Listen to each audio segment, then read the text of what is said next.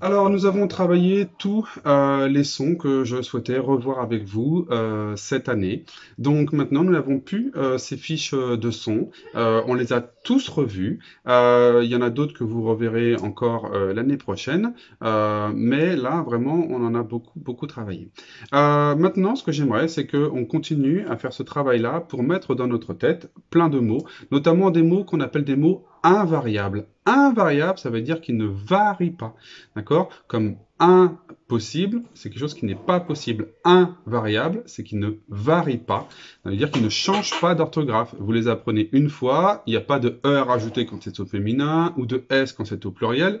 Non, ce sont des mots qui ne changent jamais et qu'on utilise souvent. Donc c'est pour ça qu'on va en mettre plein dans notre tête. Alors, la bonne nouvelle, c'est que au fur et à mesure de notre travail dans l'année, il y en a quelques-uns qu'on a déjà vus, donc on va les revoir, donc on va être sûr de les avoir dans notre tête, et puis d'autres qu'on va découvrir et qui vont vous aider notamment pour vos écrits, pour les rendre un peu plus riches. D'accord? Donc je vais vous montrer la fiche qui est d'ailleurs sur le Padlet. Vous pouvez aller la visualiser sur le Padlet et la télécharger, l'imprimer si vous avez besoin. Allez, je vous la montre.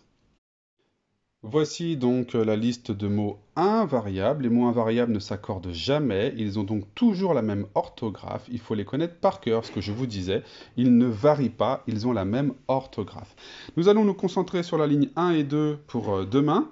Donc voici les mots que je vous demande d'apprendre pour demain. Donc c'est la liste 1 et 2 à savoir. Donc bien sûr, là, vous allez, si vous avez la possibilité de le faire, d'imprimer cette fiche et de colorier, ou si vous n'avez pas la possibilité de l'imprimer, vous recopiez les mots et puis vous coloriez ce qu'il faut retenir, ce qui est difficile dans ce mot, afin de le mettre bien dans notre tête, comme on a déjà fait plusieurs fois. Hein. Allez, je vous fais la correction des difficultés de mots.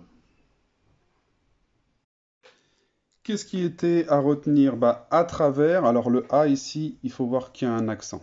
Donc tra, hein, le tr, il est un petit peu difficile, on vient de le travailler. Il y a le T et le R l'un à côté de l'autre. Et le vers, il n'y a pas d'accent, il y a un S à la fin. D'accord? Et il n'y a pas de E. À travers, c'est E-R-S à la fin. Afin, on avait vu que le son 1, il y a plein de possibilités. Ici, c'est IN.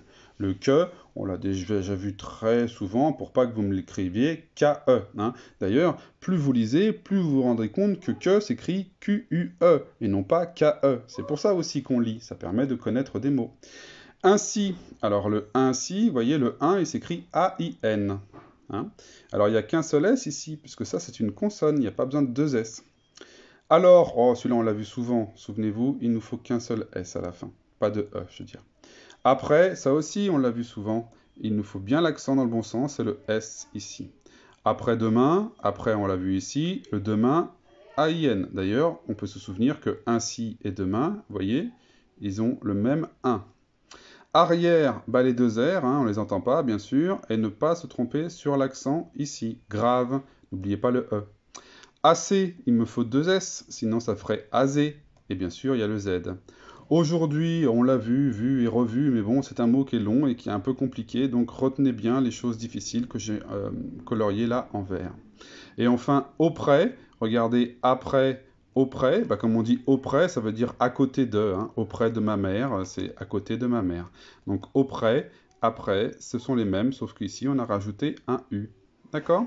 Allez, voilà les mots qu'il faut avoir en tête pour demain, pour la dictée. Bon courage!